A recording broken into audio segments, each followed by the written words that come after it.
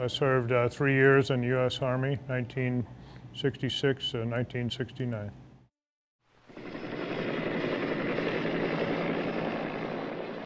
I was trained as a medical corpsman in Vietnam.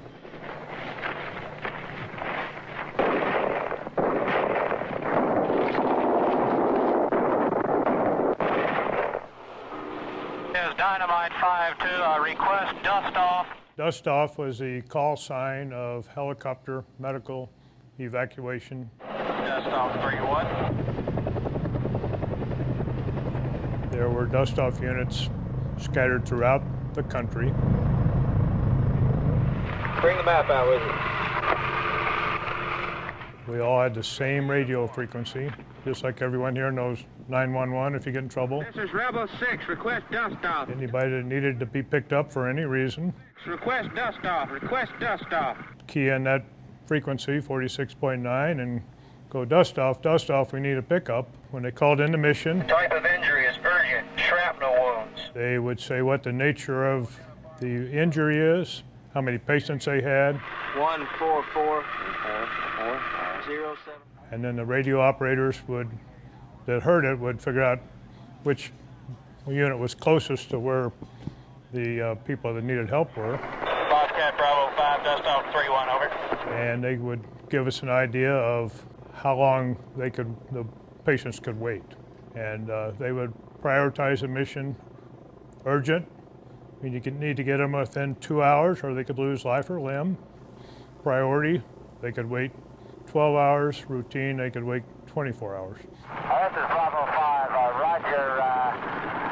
We've got you located. Go ahead and come in from the southwest now, over. And that allowed the dust-off units to prioritize their missions to obviously go get the most urgent ones first. Do you still hear the word dust off, dust off? Every day, every day. I think of it, because the only guys we lost in my unit in Vietnam are 4 men that are still missing in action. They were called out in the middle of the night to go pick up some wounded men, and their helicopter never did show up to the location. And we began searching first thing as soon as first light was the next morning, and we had all flown that route before. We'd all been to that camp they were going to pick up the wounded. We flew that route, and we're all looking down thinking we're going to see a helicopter that maybe had an engine failure. Maybe and that's like one good thing about a helicopter, it can auto-rotate down, and so you can just go down and you might hit hard, but it wouldn't be deadly. But we searched and searched. We searched for 2 weeks, flying that route, never found a helicopter.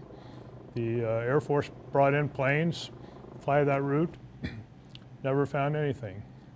About 4 years after I got back from Vietnam, I found out that helicopter was seen from the air. It was kind of falling through the trees, but they got some guys on the ground 2 or 3 days later. Of course, this is 3 years after they went down. There was no sign of any body parts.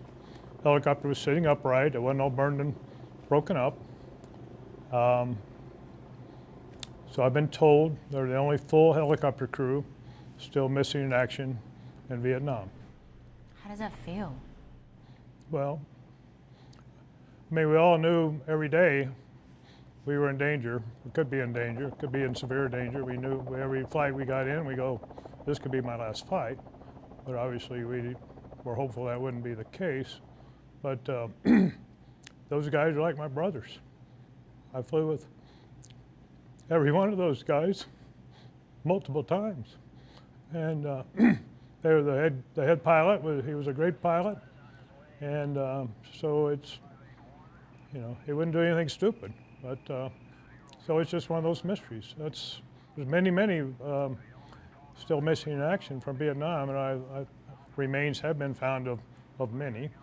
But they never found your 4 friends. They've never found these 4 men, no. They actually interviewed later on the Viet Cong, the enemy that was in that area, and said, well, like my best buddy had bright red hair, kind of different than the average 5'10", brown-haired, 20-year-old guy. Right. And They interviewed some of the villagers that lived in that mountain. Well, do you remember a redhead guy? No. You know, so it's just another sad part of any war. There's just some things will never be answered. So these guys, all of them were your good friends, or just one of the four? Well, we were all in the same unit, so we knew each other very closely. Yeah. But one of them was my best friend. He was the first guy I met in the unit when I joined the unit right before we went to Vietnam. But the two pilots, I flew with them many missions. And was the red-headed guy, was that your best friend? yes. What yeah. was his name? Wade Groth. Do you still remember what he looks like? Oh yes, of course. Yeah, I've met his family. I traveled to Ohio and met his mother about a year before she passed on, and took her a patch off my uniform, same patch that Wade would have worn, and gave that to her. I met his cousins. I'm a National Park Service volunteer at the Vietnam Memorial in Washington, D.C., and that's what spurred me on to become a volunteer, is my 4 missing guys. First time at the wall, went to panel 39E, found the names of our 4 buddies. Wade Groth,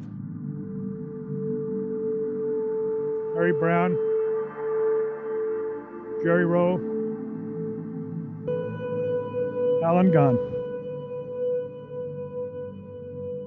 So every day I'm at the wall, I leave a poster for those 4 guys that tells their story. I think that's worthwhile for the missing in action to not be forgotten.